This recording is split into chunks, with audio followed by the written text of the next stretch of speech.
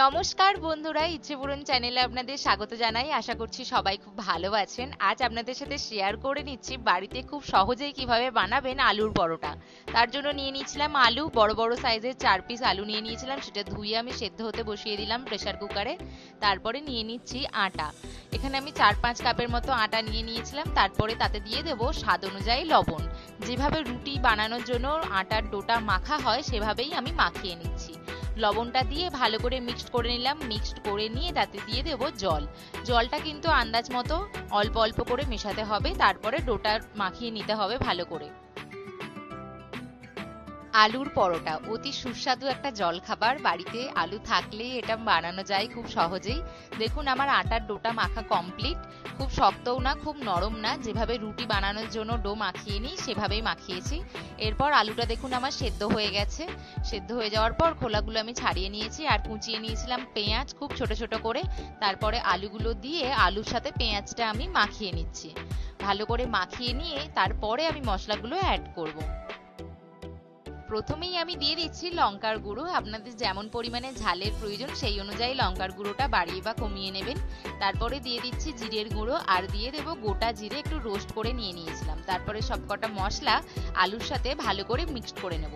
আমি এই অবস্থায় নুন কিন্তু ব্যবহার করছি না, কারণ নুন দিয়ে দিলে পেঁয়াজ থেকে জল কাটবে। আলুটা যদি নরম হয়ে যায় তাহলে কিন্তু আলুর পরোটা বানাতে অসুবিধা হবে।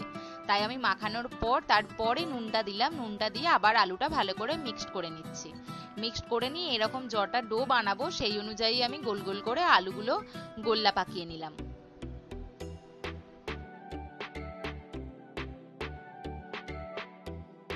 তারপরে আমি নিয়ে নিচ্ছি আটার ডোটা। আটার ডোটা যেরকম ভাবে রুটি করার জন্য গোল গোল করে কেটে নেয়, আমি সেরকম ভাবেই বানিয়ে নিচ্ছি যটা আমি আলুর পরোটা বানাবো।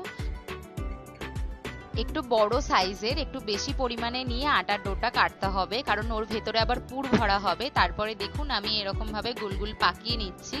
সবকটাই করে নেব এরকম ভাবে সমান। এরপরে আলুর পুরটা ভরার জন্য আমি মাঝখানটা গোল গোল করে ঘুরিয়ে নিয়ে গর্ত করে দেব। দেখুন এরকম ভাবে এই প্রসেসে করতে হবে। নিচের দিকটা একটু মোটা রাখবেন আর সাইডের দিকটা একটু পাতলা রাখবেন, নালে নিচের দিকটা ফেটে যেতে পারে। দিয়ে দিচ্ছি আলুর পুরটা, দিয়ে এই প্রসেসে ভালো করে মুখটা বন্ধ করে দেব। মনে রাখতে হবে ভালো করে বন্ধ করে এটা হালকা হাতে গোল পাকিয়ে নিতে হবে।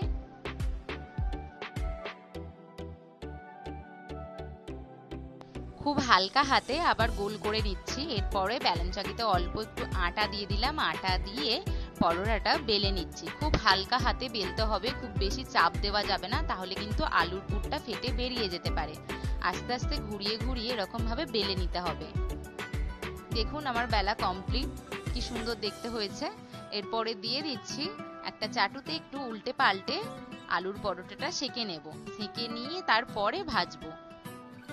দেখুন আমার সেঁকা কমপ্লিট হয়ে গেছে। এরপর একটা কড়াই অল্প একটু তেল দিয়ে দিলাম। আপনারা চাইলে বাটারও ইউজ করতে পারেন বা ঘিও ইউজ করতে পারেন।